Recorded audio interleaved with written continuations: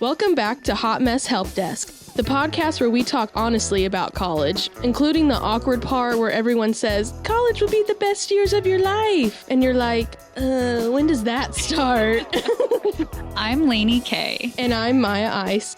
Today's episode is for anyone who's ever felt lonely in a room full of people, or walked across campus wondering how everyone else already seems to have the group chat. We're talking connection, making friends, staying involved, and figuring out how to actually feel a part of your community, or maybe in this case, campus specifically. Which is why we're joined by Dr. Carpenter, our Dean of Student Affairs. Dr. Carpenter, thank you so much for being here. Oh, good morning. Good morning. Thank you for having me. So let's start with our little check-in corner. When you think back to your own college experience, did feeling connected come easily? Did it take time? My own personal experience, it literally took students in my class forcing me to talk with them. Like, it was a slow kind of like every day to be like, hi, Lainey, and try to engage me. And I think as a non-traditional student and commuter and first generation, I was really like, I don't have time to make friends. I'm here for class and that's it. And so they would just engage me. And plot twist, I am still friends with them to this day. And it's been about 10 years, So for me, I made a huge friend group right away. And then there was a big falling out like a few months later, and that's okay. They weren't my people. I wasn't the person for them. That's fine. But then I joined a club, shout out College Mentors for Kids, made friends on my floor, and the best friends that I have today that were like in my wedding and stuff, and in said club, we got an apartment, and now we're friends. And then I did invite myself very awkwardly along with one of those friends because they were going to watch American Horror Story. And I was like, hey, girl, I'm interested in that too. Can I come? And she didn't respond for the longest time. And then I was like, it's okay. Never mind. I'm sorry. And she was like, oh my gosh, come. I was like, okay. So yeah, we're still friends with them too. So I had to get my second group a little later, and that's all right. Mm-hmm. Yes.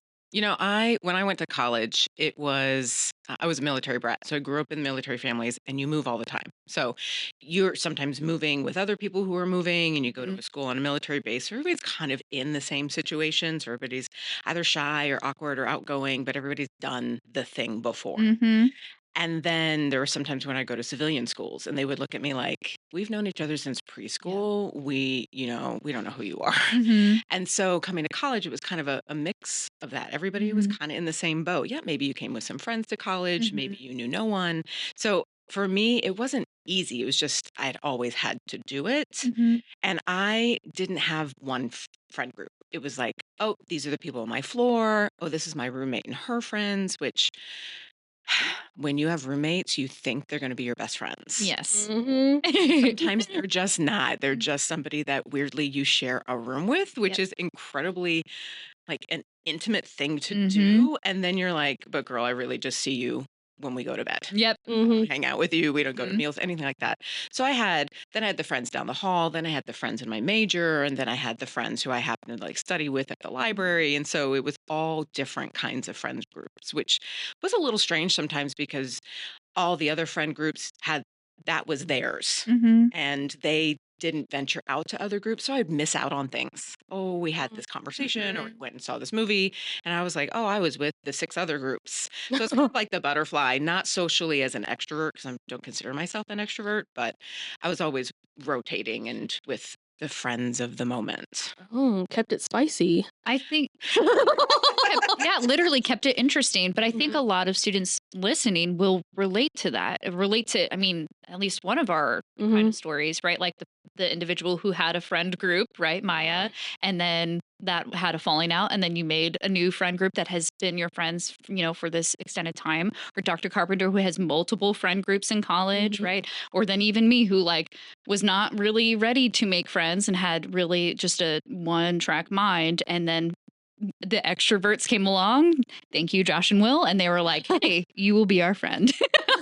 And I appreciate it. Yes, I loved it. Every introvert needs wing people who are extroverts. Literally. Vice versa. I think extroverts need introverts too. Yeah.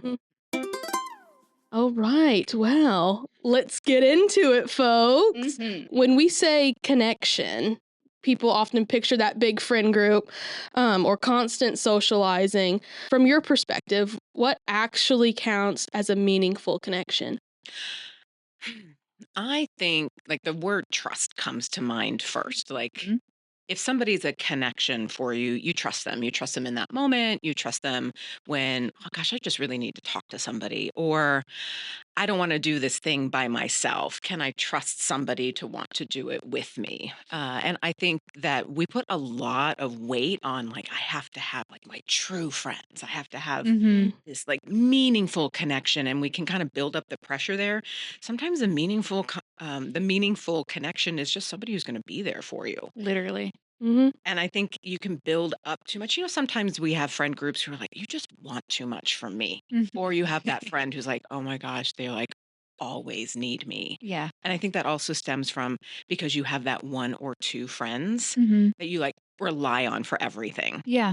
You can't rely on one or two people for everything because you don't want one or two people to rely on you for everything. Mhm. So I think it's the meaningful connection is who fills the need for you for Mhm. that particular thing or issue that you're dealing with or Mhm. interest that you have or interest that you want to explore, and who do you trust to actually like go on that adventure with. I just think about, I mean, students who we talk about it in therapy. Don't just have one friend group. Don't just have one person that you're going to, because in the likely chance that something, goes awry or that person is unavailable, make sure that you have additional supports. And it's okay to be friends with people and be friendly with other people because you Yes. never know when the friendliness is actually going to lead to friendship. Mhm. And it's okay if it just stays that way. I think Mhm. there's this like expectation that, oh, this is going to become like my BFF who's going to be in my wedding in however many Mhm. years. And Mhm. not everybody needs to be in the wedding. They might be in the audience attending your wedding, or they might not ever get an invite because it just Yeah. not that everybody has to get married, but We hear all the time that students and adults as well, in general, report feeling lonely even when they're surrounded by people. So, what are some of the reasons why loneliness can show up even in a busy environment or especially in a busy environment? oh my gosh, that's yes. There are some places on campus that students like to study just to be seen, but they don't really need to be interacting with people. They're like, I like to be seen, but I don't need to have people come up and talk to me. So I feel like I'm part of a community. But at the same time, then you can be not seen because you're not having those meaningful conversations, but Mhm. not everything has to be super meaningful either. It can just be that you feel that people, when you walk across campus, are people looking at you, Mhm. acknowledging your presence, saying hello, or are they just on their phones and it's like, I just happen to be coexisting with all these people on campus. And I see it all the time when I walk on campus. I do this like I had a friend who said it's a 10-5-1 rule. Like Mhm. at 10 feet, when I see somebody, I recognize that somebody is walking into my universe that we are sharing. So I recognize there's another human being walking towards me. At about 5 feet, I make eye contact with that person. Mhm. And at about 1 foot, I say, hey, good morning. I don't always ask the, "Hey, how are you?" This Mhm. goes back to the, like, feeling lonely thing because it's such an automatic response for our culture to just be like, "Hey, how you doing?" "I'm fine. How are you?" "I'm fine," and you just keep it going. There is no depth to that, but it is absolutely okay just to say, "Good morning. Hi," and just Mhm. keep on going. Because then I think you're acknowledging somebody in a space, but you're Mhm. not making it fake that, "Well, I don't even know you, and I'm gonna ask you how you are." That's a personal preference, but I think Mhm. that that goes to the loneliness of like, what's the quality of like, do you want to be seen today? And that's it. Do you want to be like seen and understood? Mhm. And it's okay if you just want one day and one another day. And it Mhm. depends on who you're with. I'm seeing a lot on TikTok about this. I wouldn't call it a theory, but people are calling it a theory, like the individual theory, where you walk into a party or a social scene or something, and you are so worried about what are you saying? Do they know what you're saying? Do they understand you? How are you dressed? How are people thinking about you? You're having those thoughts, and everybody else in the room is having the same thoughts Mhm. about themselves. So people actually aren't worried about you. And then Mhm. that can make you feel really lonely because Mhm. you're like, okay, wait a minute, but if I'm feeling this way and everybody else is feeling this way, then nobody really cares about each other. We're Mhm. just caring about ourselves. Yeah. So kind of suspending that a little bit and actually being bold enough to have some conversations and maybe lean into, like, I think Maya is having these thoughts too. Mm-hmm. What if I just ask her some questions? Mm-hmm. And then maybe Maya will look at me like, I don't even know you. Why are you? But really, Maya's not thinking that. Maya's thinking, oh my God, how do I not sound stupid? What do I answer? Yeah. It had absolutely nothing to do with you. Yeah. So I think kind of suspending that self-judgment a little bit. Yeah. And I mean, everything that you've touched on and things that we may have talked about in here are talked about in the therapy room. It is so relevant. I made a face because I just had a conversation about validating your feelings by expressing them, because when we don't express them, then we are saying it's not worth talking about. My feelings are not, valid enough to express. I do the same thing when people ask me, and I think that you two have even seen this. You're like, "Oh, hi, how are you doing today?" And I will stop and I will assess, and then immediately people are like, "Oh my gosh, are you okay?" I'm like, "No, I was actually." If you genuinely ask the question and you want to know the answer, Yes. I think I owe you a genuine, thoughtful response. Mhm. So I'm Yeah. thinking automatically, okay, on a scale of 1 to 10, how am I feeling today? Yeah. And I think being real with people and being real with yourself Mm-hmm. kind of helps with those meaningful connections. Yes. Because I'm not always fine. Yeah. Mm-hmm. But it's the easy answer Yes. to give, but it's not the real answer. Yeah. Yeah. And it's good to be vulnerable with others. That's how you build Mhm. connections and Mhm. supports. Yeah, and don't ask if you don't care. Literally. Honestly, and that's what I have Mhm. told clients, like, they're asking, so give them a real answer. Right. Exactly. So don't ask. If you don't care, and you don't want to know, don't ask. Yep. Mm-hmm. That's right. So a lot of people compare their social life to what they see around them. So how does comparison, especially with social media, distort our sense of how connected everyone else is or how these connections should look? One of my favorite quotes is comparison is the thief of joy. Mm-hmm. And so you post these photos, you post whatever, and it's like a representation of what you find joyful. And then you look at somebody else's account and you're like, Mhm. oh man, now I don't even compare to that. And Mhm. now what made you joyful, somebody else, you have allowed that comparison to steal your joy. And when you look at some people's pictures, I don't know if it's in my imagination or I've seen it in movies, but when you see people who, okay, take a photo, and then all of a sudden they all start smiling. And then as soon as that photo is done, they like revert back to whatever negative mood they were in. But we captured that moment of fake joy, and that Mhm. went on the highlight reel. I have a lot of respect for people. I have a sister-in-law of mine who she posts all the bad stuff too. She's Mhm. like, look at the mess that my kids made in the house. Look Mhm. at the disheveled look I have. She runs a farm, and so she's not like, I'm going to give you the Instagram reel of running a farm. I'm going to give you the actual. And so I really appreciate people like that because they're putting like real life up there. And Mhm. so just questioning, like, is that somebody's real life or is that just the different reel, highlight reel that they are posting? I appreciate when people put their their messy lives up on. I'm like, yes, that's real. I can relate to that, and I appreciate it. I'd rather my algorithm be filled with that than pretend. Mhm. Yeah, like my favorite creators on these apps are the ones that are like, I need to throw dinner together real quick because the kids have been wild Mm-hmm. and and cuss and are real and authentic, and it's like, yes, you need to get famous because I mean they are real and they're saying the vulnerable things, like you said. It's Mhm. like, I can relate to that. Yes, and I Yeah. appreciate it. And there's comfort there. There's absolutely comfort there. Where if Mm. you look on social media nowadays, there's lots of discomfort. So Yes. I had students for so many years who either, they follow me on Instagram or I'm telling them a story in real life and they'll say, "Oh my gosh, Dean, your life is goals." I'm like, "Oh, no, no. You are just seeing the things that I chose to show you." And so I'm very careful sometimes to also remind people like, "Oh, that thing that you thought that was really great, that was a struggle.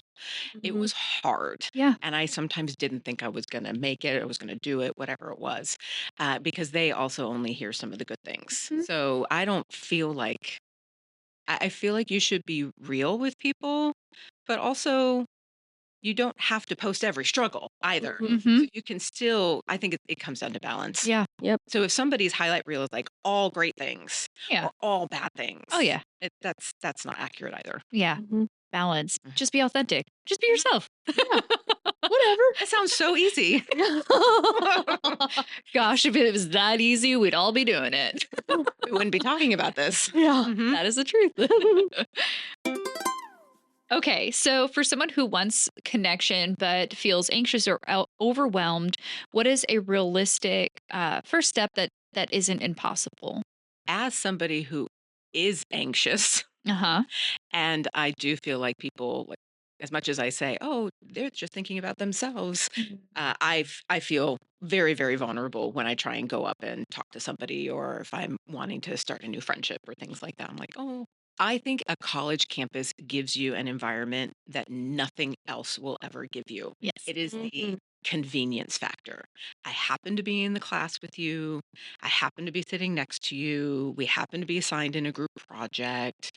Hey, we are at the library every day at the same time. So I think that 10-5-1 rule works again, Mm-hmm. where if you start to see, you're like, oh, I really see Maya every day. Mhm. I wonder, I think she's pretty cool. I think I want to, I know, hair flip girl. How about every time I see Maya, I recognize that we are in the same universe together. Mm-hmm. I smile. Maybe you feel like smiling is not natural for you, but you just acknowledge that there are other human beings in your space. Mm-hmm. And I think the more often you do that, then the more comfortable people get. And then you could maybe like be able to go up to people, or maybe they might go up to you, because like I said, as an introvert, I love it when an extrovert comes up and wants to talk with me. I would love that. Literally, if people did not come up and engage me, I don't know that I would ever do anything social. I literally am just like, thank you. Thanks for inviting me to walk during our lunches, whatever it is. And that, like, at the top of like our, during our meetings, they're like, okay, what do you want to do better this semester, whatever. And I'm always like, get out of my office, So, I mean, yeah. So I guess just putting yourself in situations where you are likely to interact with others or be open to being vulnerable, Mm-hmm. maybe. Mhm. Yeah, somebody's got to do it. Right. Somebody has to be vulnerable, and if it Yeah. doesn't work out, you're That's gonna survive. Yeah. I promise. The world will keep turning, I fear. Yeah. I fear. Yeah. And I think it's giving it time too. I think people Mhm. think, oh, I should be friends with this person quicker than I am. Mhm. And I tell students a lot, you're going to see people who have that immediate friend group after welcome week or within the first couple weeks of the semester, and you're like, I am so far behind. Some of us, it takes 6 to 8 weeks. Mhm. Mhm. People are like, oh my God, I got to wait 6 to 8 weeks. Yeah. Mhm. But if you're here for 4 years, or if you're here for 2 years, or, 6 weeks is not actually that long Mm-mm. in the grand scheme of things. So just Absolutely. giving it more time, of that 10-5-1 rule, you're like, I am so tired of seeing Maya and not talking to her. But we keep exchanging these Uh-huh. pleasantries. Oh, yeah. And pleasantries can lead to trust, Mhm. at Mhm. least to explore Yes. like a friendship. Mhm. Absolutely. And not every friendship needs to be this like pour your heart out. We're going to go to concerts and go shopping and share all our deepest, darkest secrets. You can just be friends and be Mhm. friendly, and that's okay too. Mhm. That's right. It's a spectrum. Yeah. Yep. A friendship is a spectrum. Not every friend can be everything to you all the time. Yeah. Mhm. Mhm. So what role does being an active participant on campus play in mental health and overall well-being? Oh, so you heard it from Lainey, right? Like, my goal is to leave my office. Your goal should be to, as a student, leave your room, Mhm. leave your comfort zone, leave your house, your commuter student. Get out of. I think when you're an active participant, you're not like in a routine that is going to isolate you. You're a commuter student, and you come to school, you go to class, you go home, Mhm. and you just rinse and repeat. You're not leaving yourself open to those chance opportunities.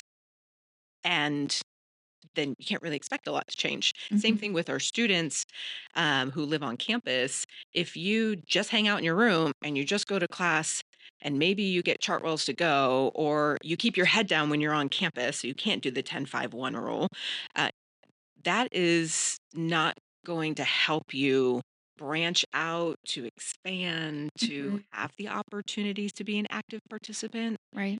And that is going to contribute to mental health concerns Yes. because you're going to feel lonely. You're going to feel isolated. You're going to feel like you can't make your mark or you can't make a contribution. And then you start hearing everybody about, well, now you're a junior. What's on your resume? How are you going to get a job interview? What are you going to share with them? You're like, oh my God, for 2 years, I haven't done anything. Don't worry. You can become an active participant in a semester. And then Literally. all you need is 1 or 2, 3 really good stories to tell to be able to show how being an active participant on campus is going to allow you to thrive in the workplace. You don't have to have 4 years of being an active participant. You can decide your senior year, I think I'm going to do one thing different. Literally. Sorry, I'm giggling because I just did. This is just resonating with conversations I've had with students, especially recently. It's like I'm feeling lonely. Okay, are we still isolating in our rooms? Right? Like, have we, taken an opportunity to like taking advantage of an opportunity to go to the gym and just walk around on the track? I will promise you, if you walk around on the track in the Carson Center, somebody's going to talk to you. It will probably be Jeff or Drew, but you'll have a time. Yeah, which is you'll have the time of your life. But if it's truly, Yeah. in my opinion, but if you don't allow yourself that opportunity, then of course things will remain the same, and you will continue to feel lonely or feel like you didn't do enough in at university. You really can do so much in just a semester or two. So it's never too late. Not everyone clicks with traditional campus activities. What are some alternative ways people can build community, especially if they don't resonate with like big events or clubs or, just the typical pathways? It's always one of those generic tips that we give. And I kind of cringe a little bit when even I give it because I know it doesn't work for everybody. Like, oh, go join a club. I'm like, that's easier said than done. I'm going to show up, and these are all these people who have already been meeting with this group. And I'm the one random person who just showed up. Trust me, they're happy that you are there, but I know the threshold, like the risk level to do that, to show up by yourself is hard. Same thing with going to events on campus. If you see people walk in groups of 5 and 10 and you're the one person, it, where do I sit? Is anybody else going to even realize that I'm there? And so really kind of going back to where are those more informal settings. So can you take advantage of a study group? Can you, if you're in a group project, everybody hates and loves a group project. Isn't that an opportunity where you have to meet, you have to talk, you have a shared interest, whether you love the class and you bond on that, or you hate the class and you bond on that too? Take advantage of being a part of a group project from a not even a friend perspective, but like a belonging perspective. And even though you might hate the assignment, or maybe you love the assignment, don't let that opportunity pass you by because everybody has to be there. Yes. So why not take your chance then? Nice. What a different perspective that I never would have thought of with group projects, because I am also among those that are like, oh my God, another group project. So that is a good perspective. I like that. Connection can take some maintenance, which a lot of people don't really talk about. We talk about those initial things and then it's like, whatever. What are some small habits people can use to keep those relationships alive without it feeling like a chore? Oh my gosh, right. So we were playing around with the title about like friends in this economy, like time for that. And when I talk about like I had multiple friend groups, like how do you have time to make sure that you don't fall out with that group and they just stop contacting you because, well, they're never around anyways. They're always with this friend group or that friend group. So we're just not going to invite them to this concert or this whatever. I think it takes this is a tough one because I'll be honest, I struggle with this one. I have friends who, and I would even consider them best friends, where I like haven't called them in 6 months. I might send them a quick text. I saw something that reminded me of them. But then it's like radio silence for 3 months. And then I'll get a text from her that says, hey, I just got 2 new cats and here they are. And I really miss you. Do you think we could chat on Sunday? And legit, that just happened this weekend. And Sunday, I woke up late and then I couldn't call her. And instead of avoiding it, because I think that's what some people do, just own up to it. Mm-hmm. I texted her back and I said, I am so sorry. I've been exhausted. I slept through my alarm. Now I don't have the time to talk to you because I have these other plans that I have to do, but I still really miss you. Mm-hmm. And so that's okay. If they're a real friend, they'll understand. Or maybe they won't understand because they really needed you and you let them down. Just Mm-hmm. own up to it. Mm-hmm. And really, then you're going to have to make it a priority. But you have to make it a priority every single day of your life. Do what you say you're going to do. Hey, listen, I'm super busy this week. I know you are too. Can we maybe chat on Saturday? But Mm-hmm. man, you better chat on Saturday then. Yes, So literally. it's setting expectations Yeah. Mhm. and advocating for yourself, but also knowing that if you don't nurture things like a flower or something else, you Mhm. water the seed, it might wither. Mm-hmm. This reminds me of a quote. I can't believe I remembered to say it. I talked about this with you for a long time ago, it feels like. But it's everybody wants a village, but not everyone wants to be a villager. Have you heard that one? Oh, I Yeah. haven't. Thoughts? Say it again for me. Everybody wants a village, but they don't want to be a villager. Oh, because a villager actually has to do things to keep They the have to village take a going. friend to the airport. Boo. Like that.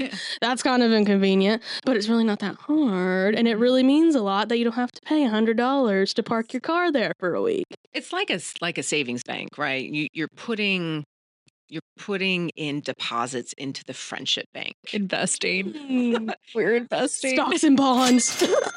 Retirement 401k. Yes. Yes. And some friendships give more of a return Mm-hmm. and some don't. Or maybe they're more like the long-term game. Mm-hmm. What you don't want is you don't want that. I don't know if I want to say you don't want, but I would be careful about the friendships that you always seem to be Mm-hmm. depositing into their friendship, but you're not necessarily getting anything back. But I also ask people to be patient because it can't be an immediate thing, Mm-hmm. but it could be like there's always the friend that takes you to the airport. Mm-hmm. And maybe you're that friend to them for something else. Mm-hmm. But then you can't maybe expect the airport friend to also be the go to lunch with me every day friend. So like Yeah. everybody kind of plays different roles in a Yeah. village, Mm-hmm. right? And they're not always equitable or equal. But it does take, you have to invest in your relationships to expect to get something back. Yeah. But you need to save some stuff for you too. Mm-hmm. Boundaries. Yes, boundaries. Perhaps. Literally, I know. I was like, I looked at you, Maya, because I was like, this is a part of a different episode that we talked about with friendships and boundaries. And like, are you always having to call them? Are you putting more time and effort? Or, is it a two-way street rather than a one-way street? Yeah. Yeah. Is it a high speed chase down the highway? Literally.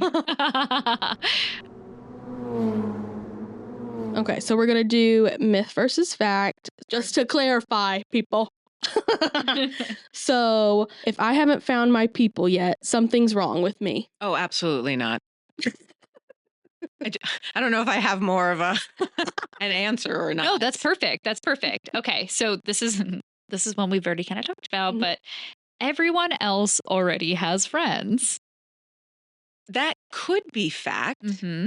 but that's not a reflection that you're behind Mm-hmm. or that there's something wrong with you. Yep. And we've talked about extroverts and introverts. Mm-hmm. We've also talked about what it looks like from the outside. Just because you see a bunch of people hanging out together doesn't mean that they like each other.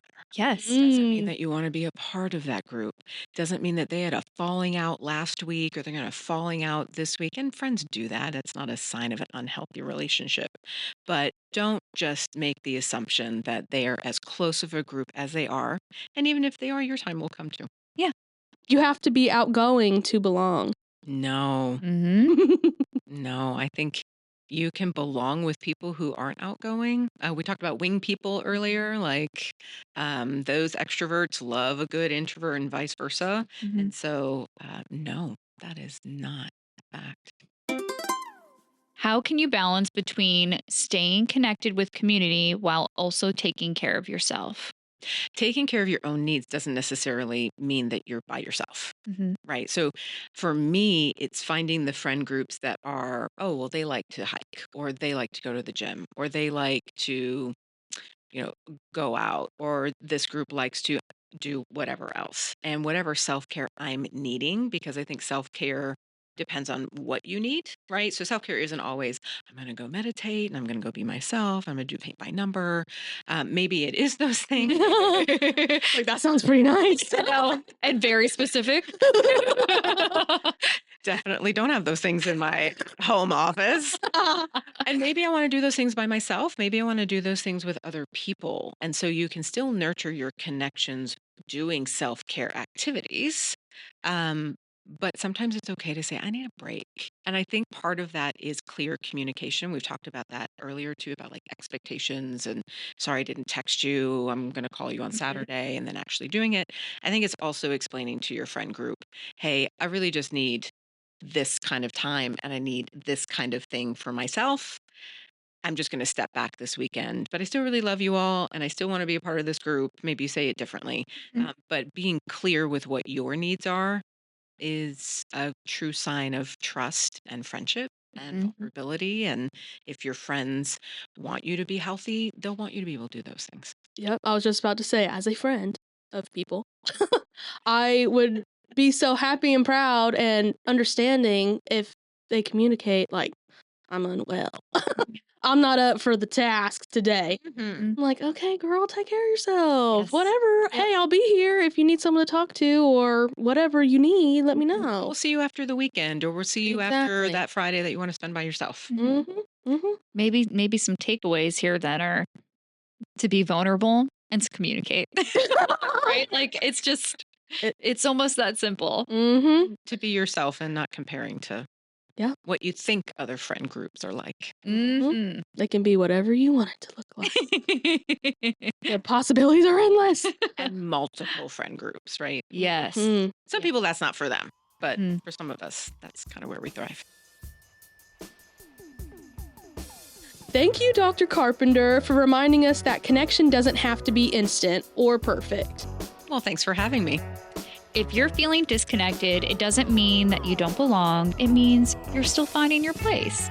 And campus isn't just something you attend, it's something you participate in at your own pace.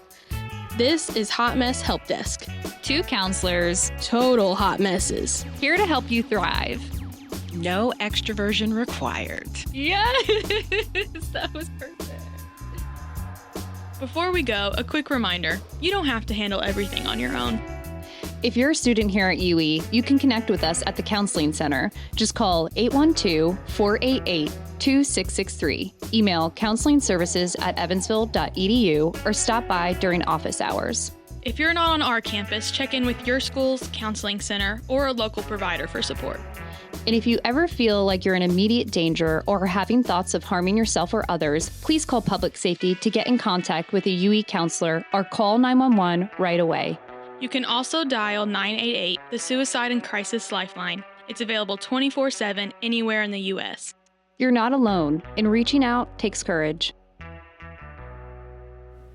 This podcast was produced by Student Media. Student Media is a student organization at the University of Evansville that utilizes design, photography, video, and sound towards experiential and academic learning in journalistic endeavors and storytelling. Student Media elevates the voice of the student body and connects the campus and community to important information and points of view. If you would like to donate, go to fireside.evansville.edu/donate to contribute to a program.